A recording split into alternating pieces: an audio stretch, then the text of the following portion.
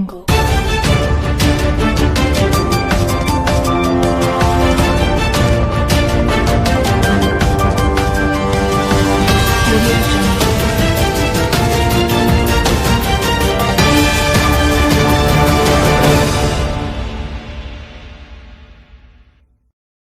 Biden has been sworn in as the 46th President of the United States in ceremony on Capitol Hill in Washington, D.C.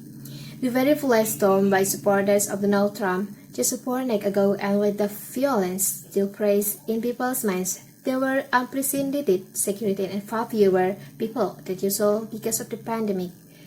When the new president declared that democracy had prevailed and he pledged to defend the Constitution, while urging Americans to overcome the differences in the search of the unity. We'll be looking at the new president's agenda and what this means for U.S. relations with the rest of the world.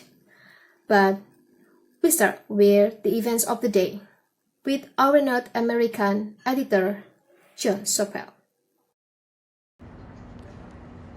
Hugh, Donald Trump left the White House for the last time this morning. After that, an army of cleaners went in to spruce the place up. And then about an hour ago, Joe Biden arrived with his own broom to sweep away a lot of the Trump-era policies. The change is going to be profound. So far, so normal. Ladies and gentlemen, the President-elect of the United States. This is what America does every 4 years. But everything about today was exceptional given the last 2 weeks, given the pandemic, given the security situation, given the presidency that was ending. At first glance, the west front of the Capitol looks much as it always does on Inauguration Day. But look the other way towards the Washington Monument, and the normal forest of people has been replaced by a garden of flags.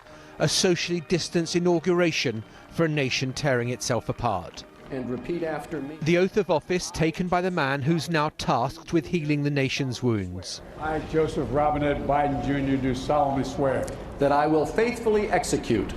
That I will faithfully execute. The office of President of the United States. Office of President of the United States. The platform where he stood 2 weeks ago was the staging post for the assault on Congress. Then the mob ruled. Today, democracy had come through, but it was a close-run thing. We've learned again that democracy is precious. Democracy is fragile. And at this hour, my friends, democracy has prevailed. He warned America was in the midst of a winter of peril, and has any new president had to confront such an array of problems, COVID, economic turbulence, racial unrest, and the passions inflamed by Donald Trump's insistence that the election was stolen. It had never mentioned Donald Trump by name, but it was a firm repudiation of all that he stood for, though he was careful to reach out to the former president's support. At 78 years old, Joe Biden becomes the oldest man to become president, but the real history is being made by his deputy Kamala Harris, the first woman vice president, the first of black and Indian heritage, an example of the American dream. So help me God. So help me God.